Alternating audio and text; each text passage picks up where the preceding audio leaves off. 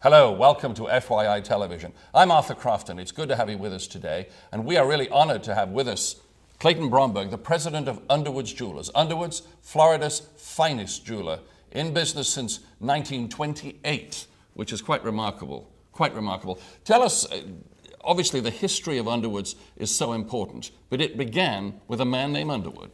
That's right. Herb Underwood founded Underwood Jewelers in 1928 in Palatka, Florida.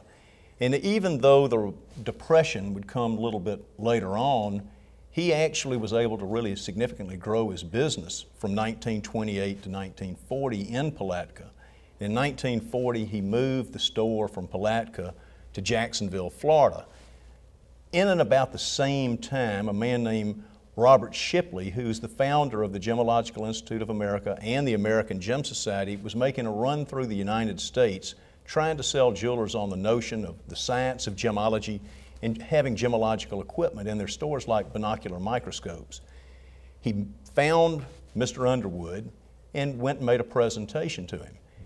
And what came out of that is he became intensely interested in the science of gemology and also educating both staff and customers about the jewelry business. You fast forward through World War II, and shortly after World War II, as television became prominent, he was the first jeweler in the United States to use television as a means to advertise his jewelry stores.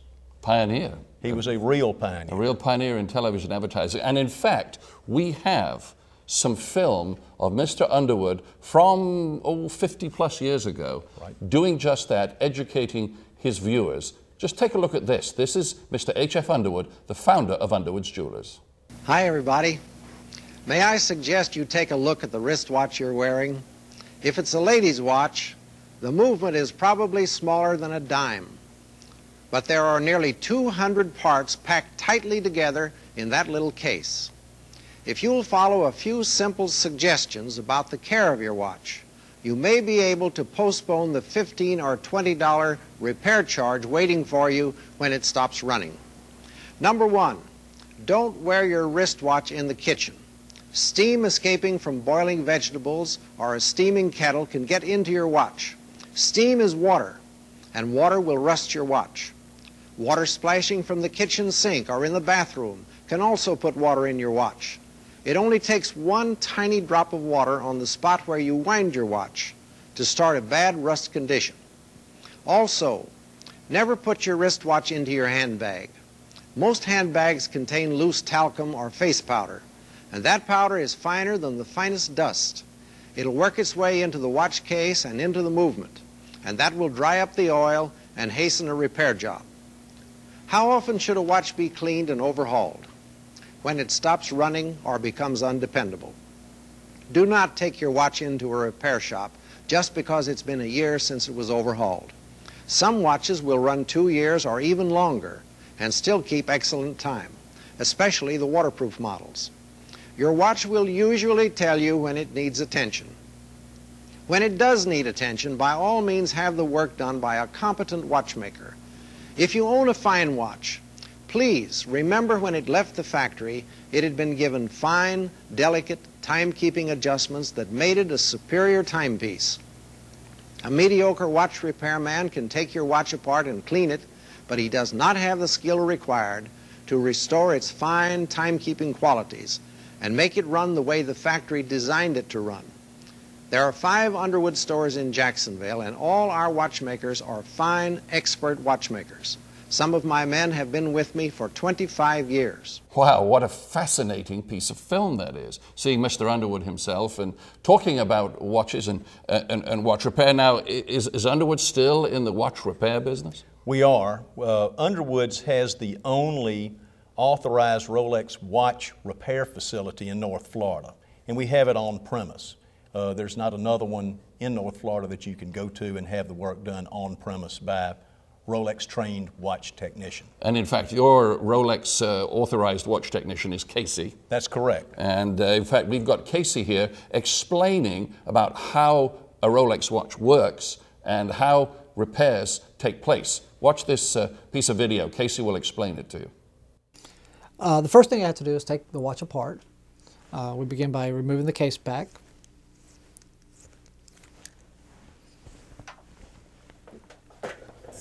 And from here, we visually inspect things, make sure everything, see if we see anything off at the beginning that is a little red flag. Look for any non-genuine parts, or see if there's excessive moisture damage or anything like that. Everything looks to be pretty standard right here. So from here we're going to do basic service on it and clean it and oil it and adjust it and disassemble it. And first step here from here would be to disassemble it. After we've disassembled the Rolex watches here, we then bring it over to our RM90 cleaning machine in order to clean all the parts of the watch. It has a multi-stage cleaning process that we go through, a timed cleaning procedure as well as 2 rinsing processes in order for it to get cleaned and then rinsed properly, as well as a drying time. This is one of the most important parts of servicing your Rolex watch, is the actual cleaning of the watch. It's important that we do this to get all the old oils out of there. So a lot of times they're dried and just gunky at this point.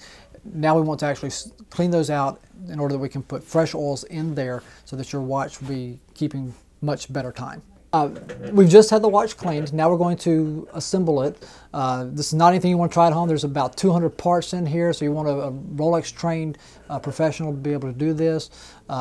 We have all the Rolex equipment that they require that we have to be able to do this, from the water testing to polishing. All of that we have here, so we'll do that.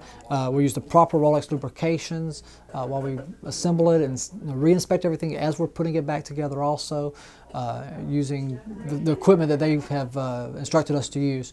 And from here we'll start assembling it then. A lot of people don't think that polishing is an important part of servicing your Rolex watch, but it is. You must use the proper Rolex wheels in order to attain the Rolex finish that's on there. In fact, they have their own special masking tape in order to protect the gold finish and, before we polish the sides that are satin finished. So when our customers pick up their watches after they've been serviced, they look like they've come straight from the factory. After the polishing is complete, we then assemble the case and then water test the watch. The first step is the vacuum test, the depth test, and then lastly the temperature test. We do this as a 3-step process to ensure that your Rolex watch maintains its waterproof seal as the Rolex Oyster is known for. And the next step is regulating your Rolex watch using our Vibrograph B600 timing machine. This is the step in which we calibrate and fine-tune your watch in order to fit Rolex tolerance levels for your specific Rolex caliber movement. The next step is casing up your timepiece using Rolex approved equipment that actually Rolex supplies. You want to be sure to use your authorized Rolex dealer to do this, because not just anybody can get the equipment, only an authorized Rolex dealer can do so. And you'll be able to wear your watch for years to come on your wrist. I can tell a lot just by the sound that the watch makes using the microphone attached to here. After years of experience, you learn what they sound like on the different calibers. Even still telling us whether it's running fast or slow, however many seconds a day that it's doing so, I still must go in and fine-tune that using some hand adjustments. So if you have a Rolex, you know where to come. Come see us at Underwood Jewelers. That's incredible. What an amazing explanation of how Rolex watches are serviced. So Clayton, you get your watch serviced at Underwood's by Casey. What does it cost? Well, to have a Rolex watch serviced at our facility costs $575. Okay. Not only do they do all the things Casey talked about, but when you get the watch back, it looks brand new. The other thing I can tell you is this. I'm wearing a Rolex watch right now. Indeed. This Rolex watch was given to me by my grandfather over 35 years ago when I graduated from college. Now, I'm in the business and I've been a Rolex watch dealer my whole life. So I'm able to have this serviced every 5 years. But the thing I find interesting about this watch is this watch runs and looks just as good today as the day I got it. And that's the day I'm never going to forget. The day it was given to you. That's right. A point in your life. And maybe one day this will pass on to your descendants? It certainly will. If you take care of a Rolex, it'll keep time within their parameters for over 100 years if you just take care of it. That's incredible. So for $575, you get all of that work and all of that service. What other extras are there with the Rolex service from Underwood's? Well, when you get the Rolex watch serviced from us, right, we give a 2-year guarantee with that service.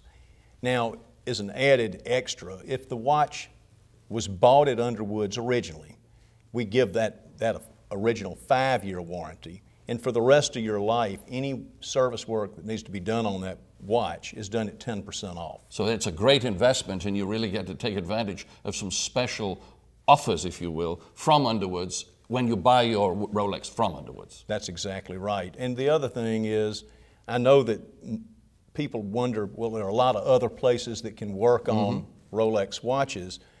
Well, really, there are only 2 places in Jacksonville that are official Rolex jewelers that can actually get the Rolex parts and do the work, and that's Mayors and Underwood's.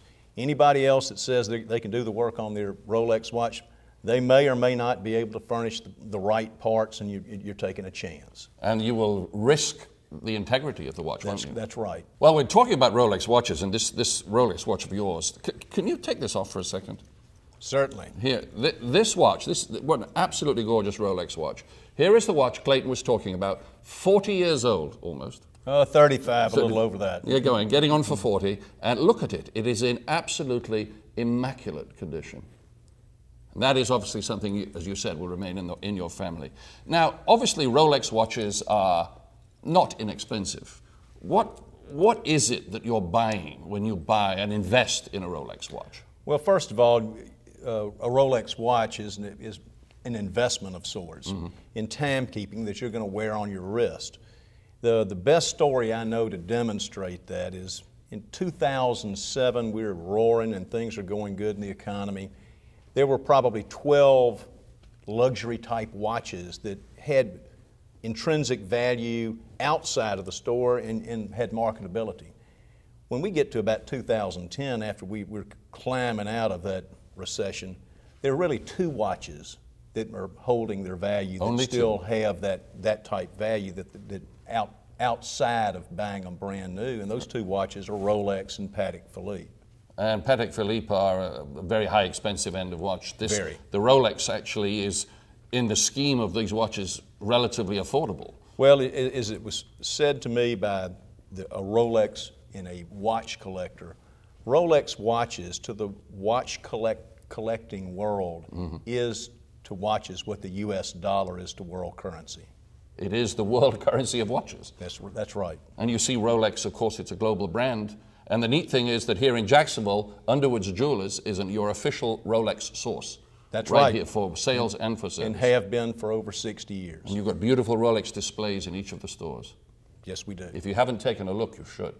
If you really want to hear a really good story about Rolexes and how they hold their value, we had something happen in our San Marco store with a Rolex watch, and Michael Richards took care of it for the store, and I think it would be really worth people's time to hear that story. Tell us about it, Michael. The story Mr. Bromberg is referring to really is an extraordinary example of the value of a Rolex watch. About 3 or 4 months ago, we had a customer bring in a very used, very worn Rolex that had sat in a jewelry box for over 30 years. They decided to have the watch repaired and restored so that a family member could wear it. The watch was originally sent to Rolex to have it repaired, and they returned it saying there were no parts available to repair it correctly. So they sent it to our watchmaker, and he took a look at it. Unfortunately, the answer was the same. The watch ended up on my desk with a note asking, was there anyone, anywhere, that could fix this watch so the customer could wear it? The customer had valued the watch when they left it with us at about $500. Fortunately for the customer, it was a watch I had seen one other time in my career at Underwood's. It was a very early model stainless steel Submariner. I recognized it because it's something that, as I said before, we almost never see. I called the customer and explained that if we did what they were asking us to do, which was to replace the bezel, replace the dial, and do whatever we could to make the watch run, it would be a huge mistake on their part. The watch as it was, not running, very worn, in my estimation was worth more than a brand new Rolex watch out of our case. When I told the customer this, they were very skeptical. They found it hard to believe. So we finished the conversation with me letting them know, or telling them that I would be back in touch with them and let them know after I did some research if I in fact was correct. I was able to call the customer back and tell them that, great news for them. They really shouldn't put any money into restoring this watch because I could give them a brand new stainless steel Rolex Submariner right out of our case that did run, and a check for $5,000 in exchange for this old watch that couldn't be repaired correctly. They thought about it for about 1 second and jumped on this opportunity. Now this is an extraordinary example, but we run across things like this all of the time. Watches that were bought at the end of Vietnam in an Army PX for $200 that we can now give a customer $2,000, $3,000, $4,000 to buy a new Rolex watch. Truly, it's the only watch that exists in the world that you can wear and enjoy 24 hours a day, and 30 years from now, make money on it. That's an amazing story, Michael. Absolutely incredible. I mean, that doesn't happen every day, but I would imagine as a jeweler, you really relish stories like that. I mean, how else would one handle it if one has the integrity of Underwood's? Yeah, I don't know how other people would have handled it. I just know how Underwood's handled it, and I think we handled it exactly the right way. There's no doubt about it. So how do you end up deriving the value as you did in that watch? How do you come up with these values? Well, the way we came up with that value is we had to use the expertise of somebody else, and we're an official purchasing agent for a company called Circa, who's the world's largest estate buyer of jewelry. And so the way we came up with that value is by contacting them as to what the value of the watch would have been. And that's where we actually sold the watch so we could get the customer their money and they could buy the watch they wanted. So Circa not just takes watches in, but also takes other jewelry, right? Correct. They're the largest estate buyer of jewelry in the world. We happen to be an official Circa estate buying agent, but they're the largest in the world, and jewelry's the biggest part of it. Watches are just a part of what they do.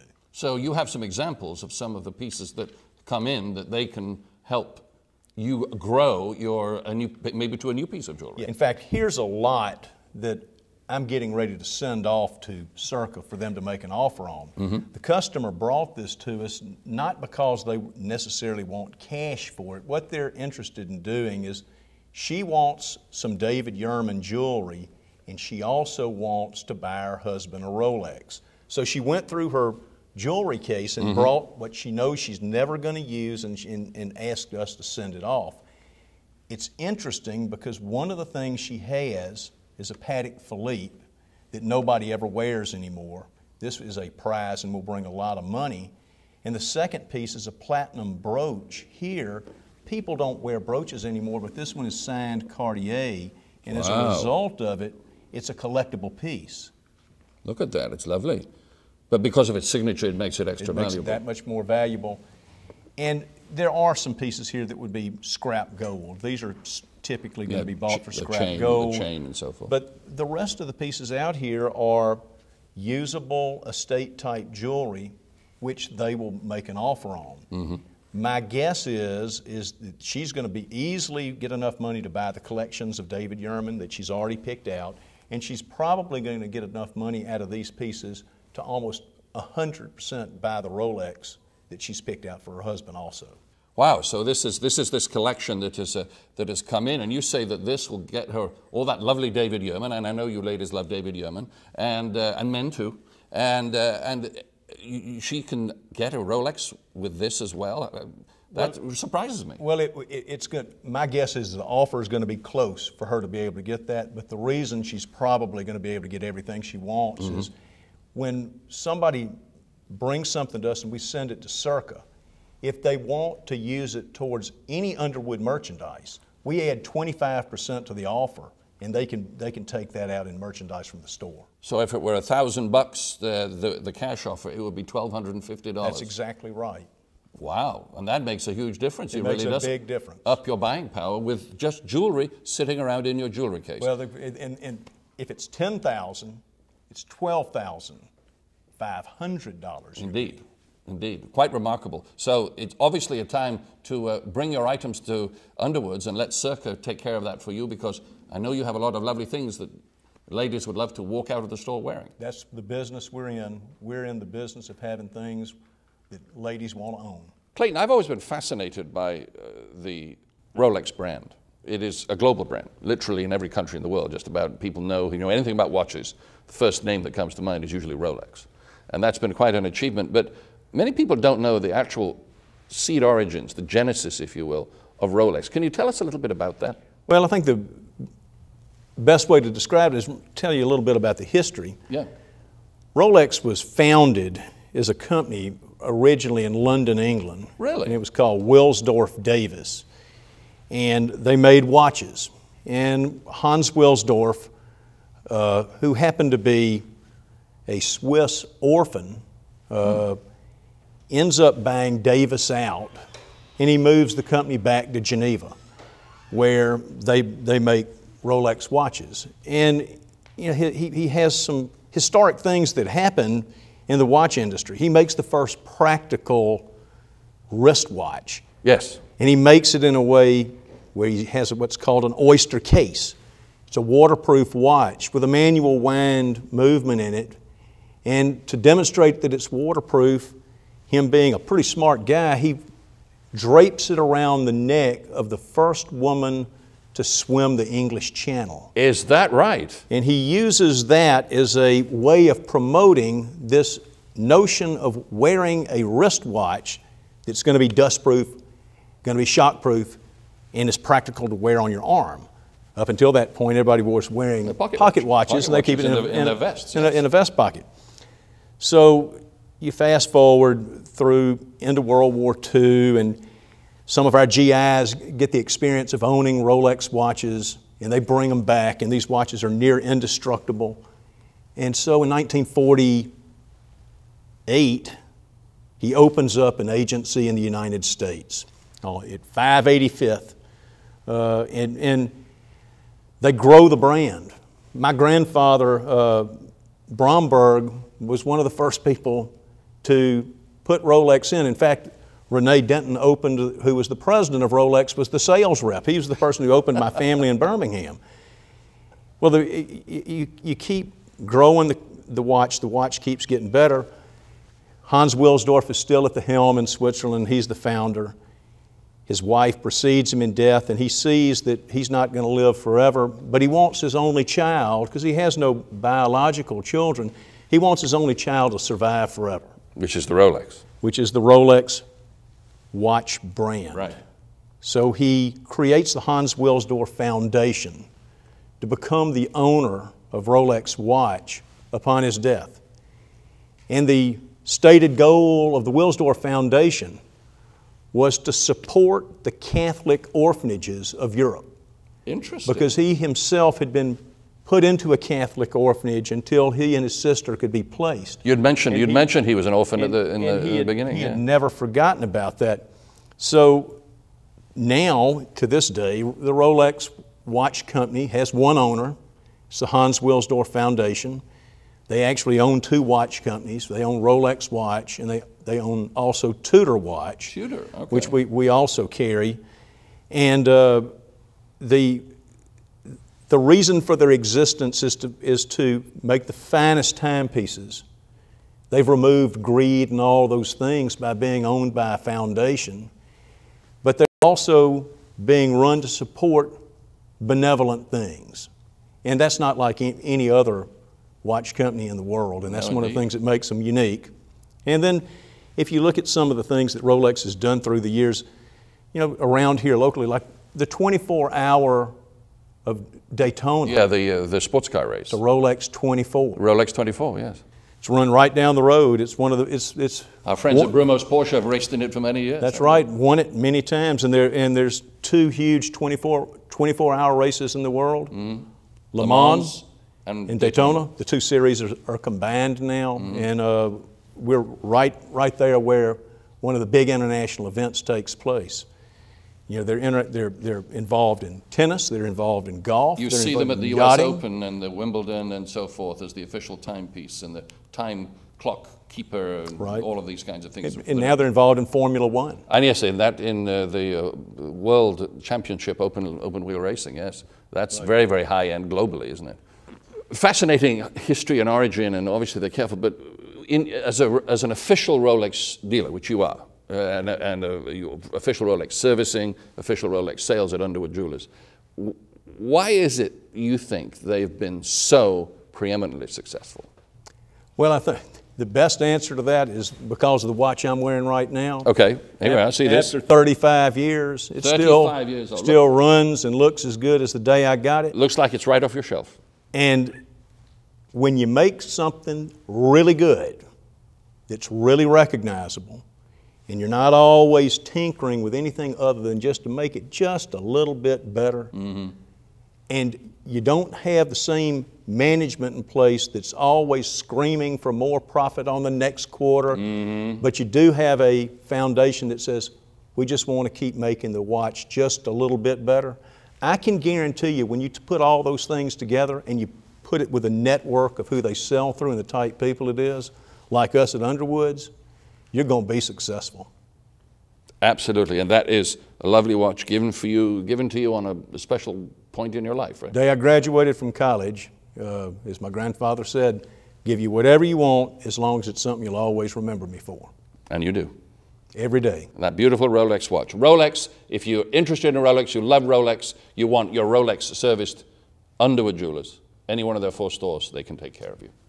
Well, there we are. We've covered a great deal on the program here today, talking about Underwood's founding by H.F. Underwood back in 1928 in Palatka, then moving to Jacksonville. Some great history. We enjoyed seeing that film. Then we learned about service and how Casey could do all that work servicing Rolex watches. Again, the only place to bring a Rolex watch for service at all is Underwood's Jewelers. And we also heard from Michael about that amazing story about the value of a Rolex piece that the owner didn't even know he had. That was a little treasure he found. I found that out by bringing it to a knowledgeable place like Underwood's Jewelers, and how Circa, the company you work with, helped realize that for him, as it does with all of this jewelry on the table in front of us. Quite remarkable experience there at Underwood's Jewelers. So there you are. If you have jewelry at home that is sitting there gathering dust in a jewelry box somewhere, it may have some tremendous intrinsic value. Bring it into Underwood's Jewelers and let them, through their affiliation with Circa, turn that into something absolutely gorgeous for you. We thank you for watching. This is Arthur Crofton, along with the president of Underwood's Jewelers, Clayton Bromberg. This is FYI Television.